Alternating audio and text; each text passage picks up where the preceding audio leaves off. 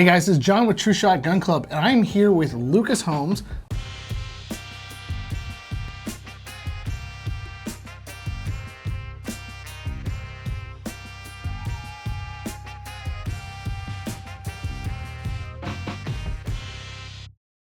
Lucas is from our warehouse, and Lucas, you have a deep background in shotgun ammo. So this is what the topic we're going to be talking about is shotgun ammo. Lucas, what's some of the things you've done with shotguns?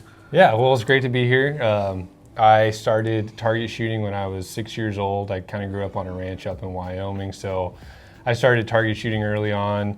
My family saw that I was a decent shot, so I started hunting when I was 8 years old, and they also put me in competitive shotgun shooting at that age. So since then, I've been competing at all kinds of shotgun shooting, ranging from your clay targets to plastic targets and even some live birds. So let's start with the different calibers of shotguns. So you got 12 gauge, Yep. 16 gauge, 28 gauge, 20 gauge, Yep. 410 bore. It's not a gauge, it's a Correct. bore. Yep. And then the least common one is 10 gauge, right? Correct, yeah. So I've had the privilege of shooting all of those. There's even some more uncommon ones, but your most typical is going to be your 12 gauge, and 20 gauge is right underneath that. Across the board, 12 gauge can be used for everything. We would have people come out with every gauge that you just listed at Rio, and most of the time we get in a variety of all that ammo here at Trueshot too, which is pretty cool. Now, for the focus of this, we're going to be talking mostly about 12 gauge, correct? Correct, yeah. Yeah. So, and Lucas and I were talking off camera about this. It really depends on what you want to use to decide what gauge you want to go with. So if you guys want to see a video specifically breaking down what's for what, we can do that. Just comment below. You mentioned that, it really doesn't matter. You can use them pretty much across the board. Correct, yeah. A common misconception is that you need a very large shotgun to take down larger birds or larger game, and that's not true. What plays more into what you should use for different animals is the shot size of the shotgun shell. So pretty much the larger size of shot, the larger animal you can take down. Now, my grandpa is a great example. He's getting up there in age, and he uses a 410 to hunt Canadian geese with, which is hard for me to believe even when he first told me about it. I was like, you're full of it, Grandpa. But he actually uses tungsten shot, which is very expensive, but it penetrates the skin better than your steel shot or your lead shot would. So that's why he's able to hunt bigger sized animals with a smaller shotgun. Yeah, and there's a lot of things that go into it and choke size, and we'll touch on that later, but I'm a real novice when it comes to shotgun. I know about 7.5, 8 shot for target shooting, slug for bigger game, and buckshot for home defense. So Right. I see a number of different shot sizes on this table. So let's start with what's the easiest spot to start off for the novice out there. So your most common shot size is going to be your clay target lows, which is 7.5 and smaller. And with shot size, the bigger the number, the smaller the pellet is inside the shotgun shell. So your most common one is going to be like this 7.5 shot, and you can see that these are pretty small pellets in this bag. The smaller the pellet, the more pellets can be packed into that shotgun shell. So that will also kind of vary on the games played with different shotgun shells. For example, skeet shooting, people love using 9-shot because they're getting more pellets and the targets aren't very far away. So it helps increase their odds of hitting a target because they have more shot. And then the smaller the number, the bigger the shot. So I have here some number 4 shot, and if you put that up next to, say, your number 10 shot, you can see, even probably at a little bit distance from the camera, like there's a pretty big difference between these two sizes. Now your hunting loads are going to be bigger than 7.5 shot, and all shotgun ranges won't let you shoot shotgun shells that are bigger than 7.5 shot. Even a 7 shot, most ranges won't let you shoot. Cool. So, and then you get into the really big ones like you were talking about, self-defense. You'll see here, this is buckshot. And so there's some really big BBs and pellets in here. And then you have your slugs, which is just one big chunk of metal that you can see there. There is some variations in between this. Like here I have a good example, like slugs. There's multiple kinds of slugs. Like this slug is one big round ball, and this one is a tornado rifled slug. We have both of these in stock right now. These can be used for self-defense or for large game hunting, like you were talking about shooting deer. That's pretty common. So, and kind of further than that, there's even more variations in between, even in the clay loads and smaller BBs. Like there's different materials that are used for different reasons, kind of like I was talking about the tungsten penetrating better than steel or lead. Now, this is, speaking of slugs, this is a common question we get often. Rifled slugs, they are not meant for a rifled barrel. They are for a smooth barrel. And we get that question a lot, like, hey, I've got a rifled barrel, so therefore I should use a rifled slug. And that makes sense. And if you don't know shotgun ammo, right. Is there a reason why we can't mix and match? And what would you prefer for a rifled barrel versus a smooth barrel for the slug variety? That's a good question. Shotgun barrels are very strong. They're known to withstand a lot of force, and compared to like a rifle barrel,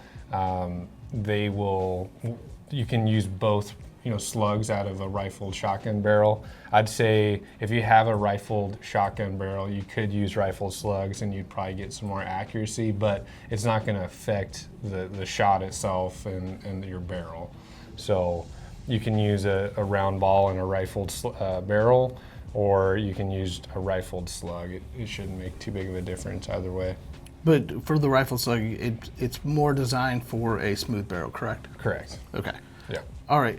Now, the other thing I see here is there's a number of different case lengths and different sizes of the brass part on the bottom. And what does that kind of mean and determine for velocity and all the other stuff that goes with it? Yeah, that's a good question. So there's three main sizes of shotgun shells. Your most common is going to be like your clay target load, which is 2 3/4 inch. However, you can get your hunting loads in a 2 3/4 inch. 3 inch and 3.5 inches predominantly for hunting. And you'll see a larger brass case, and that just helps the pressure of the shotgun shell when it is fired. And it also helps the gun extract the shell a little better compared to a low rim shell like this. This would be a good example here. You can see that there's a larger brass case on this number 4 shot compared to this 8 shot, which this is a hunting load, this is a target load. So it's just really to help your gun extract it a little better and hold the shotgun shell when it has so much pressure and force coming out the barrel. In terms of speed and force, there's some main descriptions here that you'll see on shotgun shell boxes. One is going to tell you your gauge, which is probably the most important, because the last thing you want to do is put a 12 gauge in a 20 gauge and blow up your gun. It'll show you the size, the length of the shotgun shell, which you can see here. This is a clay target load. It's 2 3/4 inch.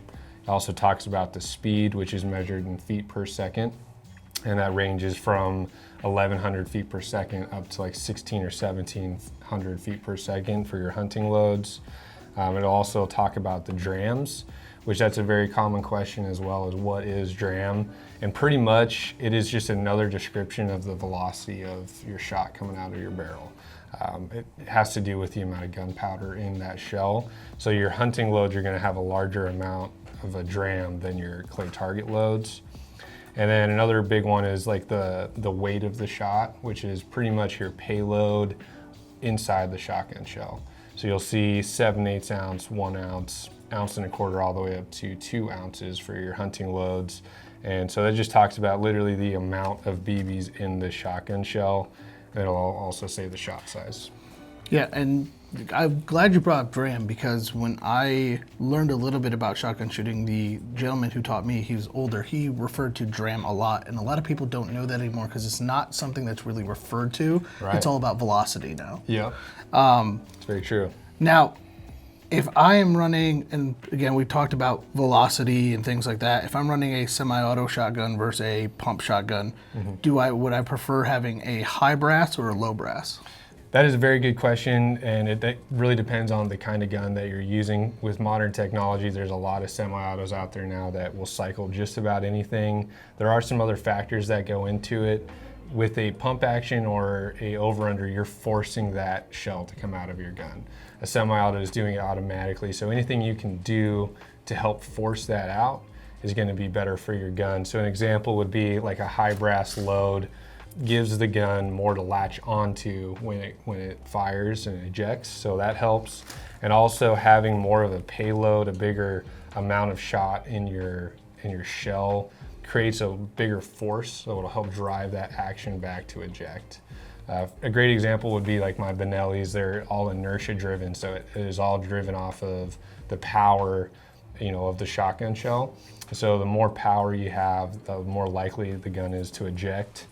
Compared to like a gas gun, like some Berettas or Remingtons, it's all based on the gases released when fired, so it is naturally going to eject a little easier. So it really depends on your gun and kind of what you're doing with that. Now, we talked about shell size. The most common is 2 3/4, 3 inch, and 3 1/2. Question that we get sort of often is, I'm used to pistols and rifles, and they're marked with the caliber on it, and these are all 12 gauge. Now, if I have a 3 1/2 chambering, what shell size can I use in that gun? Like shot size, you mean? Or just shell length? Yeah. So when you have a gun that is rated for 3 1/2 inch, you can use up to a 3 1/2 inch and anything smaller than that. But let's say you have a clay target shooting gun that's specifically meant for clay target shooting, you can only use 2 3/4 inch because that's what that gun is rated for. But if you have a 3 inch, you can use a 2 3/4 inch, but you can't use a 3 1/2 inch. So when I go shopping for a new hunting shotgun, if I know that I'm going to be shooting big birds and I'm going to need that extra 1/2 inch worth of shot and powder, like I'm going to get a gun that fits 3 1/2 inch just in case I need to. So, Lucas, what you're saying is if I have a 3 inch, I can shoot up to anything 3 inch in my gun. Correct. So I just need to know the gauge, and then next to it on the barrel, it will say what length the chamber is, correct? Correct, yeah. If you look on your barrel, it'll be stamped up, it'll say your shell length constriction, or restriction, I should say. And you can shoot anything up to that size. Okay. Now, we've kind of touched on, guns, what they can shoot, this. What are these specific shots used for? We kind of touched on it a little bit. Across the board, what would I use for what? Yeah, so that's a common question that we get in store, because you'll see on our shelves we'll have 7 1/2 shot, 10 shot, 4 shot, and people don't know exactly what that's used for. So pretty much like I was saying earlier, like 7 1/2 shot and smaller is all clay target, but then you have this range underneath that of, okay, I have 5 shot, 6 shot, what can I shoot that for? What can I use that for? So pretty much what I keep in mind is like 5, 6, and 7 shot is going to be great for upland birds, small upland birds such as dove and quail. It's a smaller bird, but you still need a little bit of force to take them down. So you'll see 5, 6, and 7 shot used for that. And then you have medium game birds such as pheasant or ducks, and you're going to get a little bit bigger. So you'll see 2s, 3s, and 4s used for those. And then you have really big birds such as Canadian geese or sandhill cranes, and you need a really big BB to take those down. So you'll see 2 shot, and there's this weird space between the number shot and the letter shot, and I'll describe that. So you have your shot sizes described in numbers, and then you have BB, triple BB, and T shot. And we don't get those in very often, but those are a very specific waterfowl used shell. So it's a lot bigger. It's kind of in between like this buckshot and this kind of 4 shot. We didn't have any 2 shot in store, so I don't have any of that to show, but it is bigger than 2 shot, and it won't be a number on the box. It'll actually say BB, triple BB, or T shot. And so that's for waterfowl usage.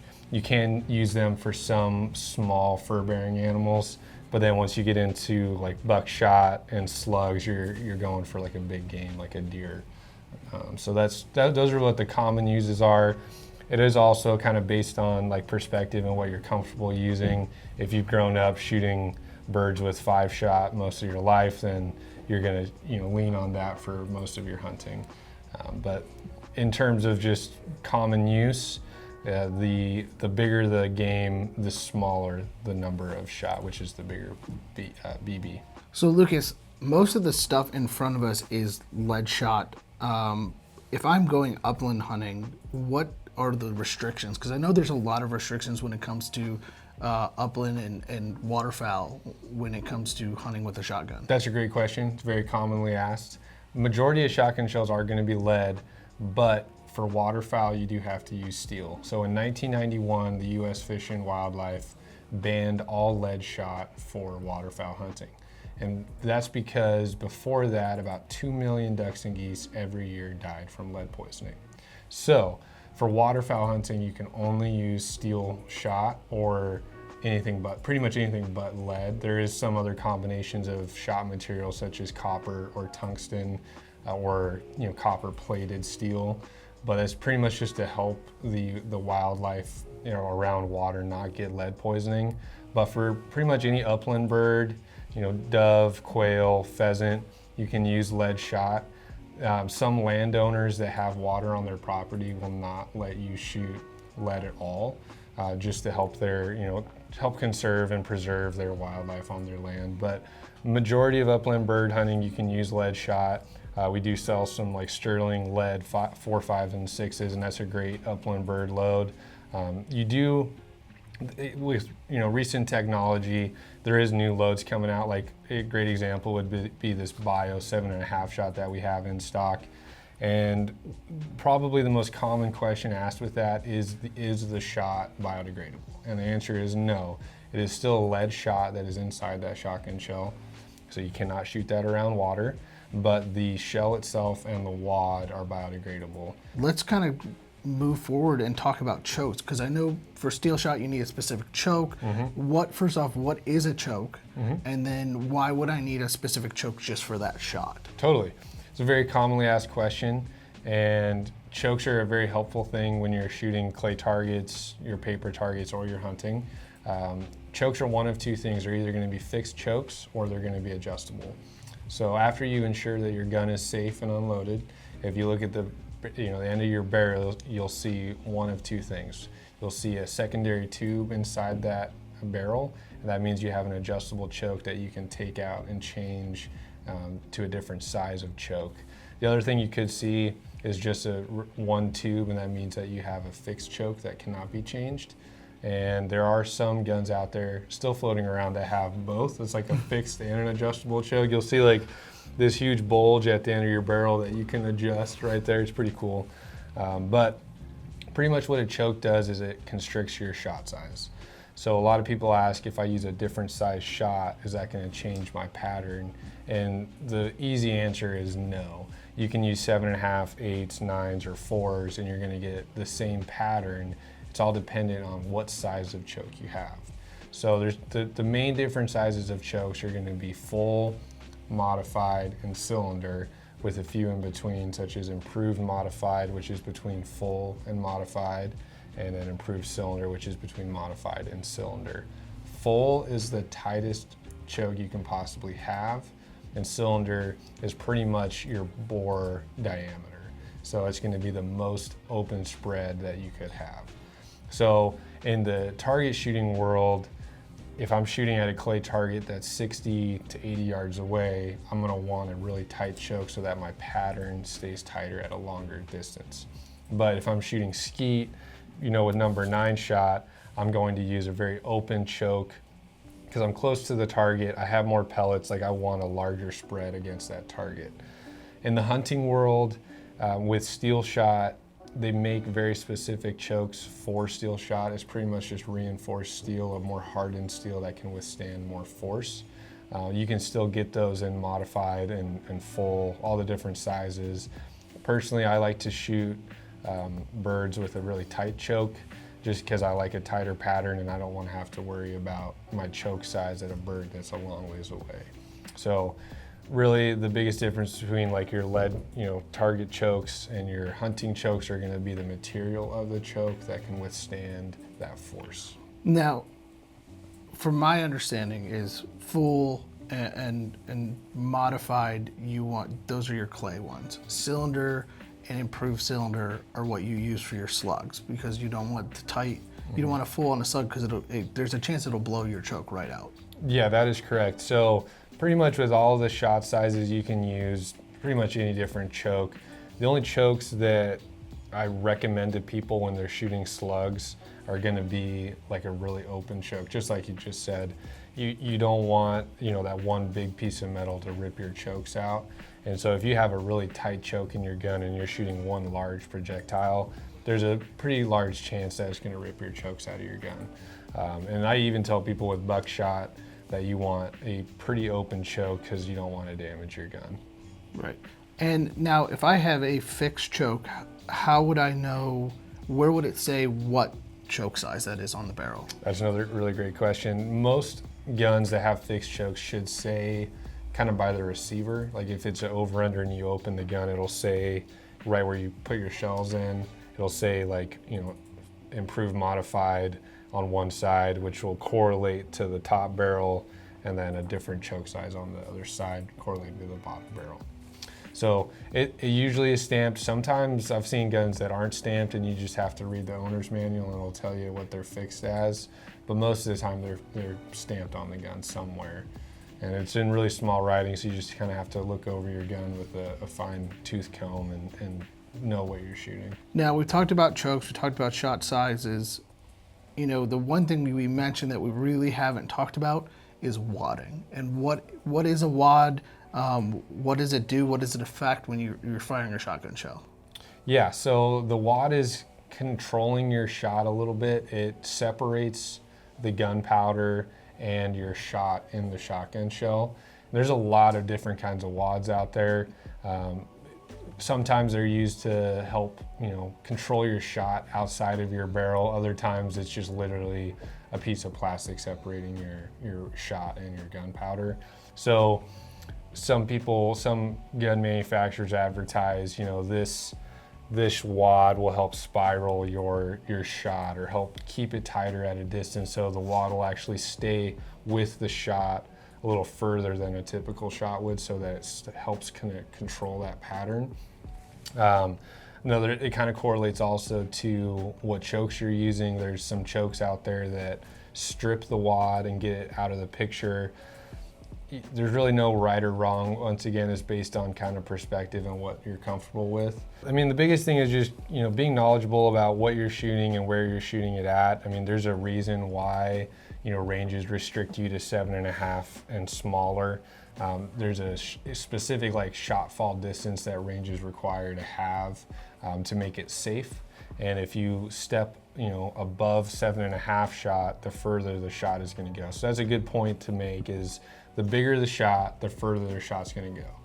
And so when you walk onto your range, ensure that you're shooting 7.5 shot, 8 or 9 shot, just because it keeps you safe, it keeps everybody else safe. You don't want to be down, you know, down range on your local sporting clays course and have shot falling next to you. That's never a good feeling, and that only happens when people aren't paying attention to the shot size that they're using. So it's very important, especially to me, it hits home. Working at a shotgun range, we'd have a lot of people come on that really didn't know why they weren't allowed to use double-aught buck at a trap range. And it's a little scary just because that shot goes a long ways and that's a big projectile coming your way. So, and if you're out waterfowl hunting, you know, be mindful and use steel shot. It's only good for our wildlife, and we got to take care of what we have here. So I'm a big advocate of getting out there and doing some bird hunting. You know, a lot of the money from your hunting license goes back into the wildlife preservation and conservation. So get out there, shoot some clay targets, get some practice in, and then go hunt. I mean, it's only helping out your local wildlife. Cool. Well, guys, I want to thank Lucas for joining us today. Hopefully we filled in all the information. If you have any other questions, go ahead and comment below. Make sure to like, share, and subscribe, and have a great rest of your day.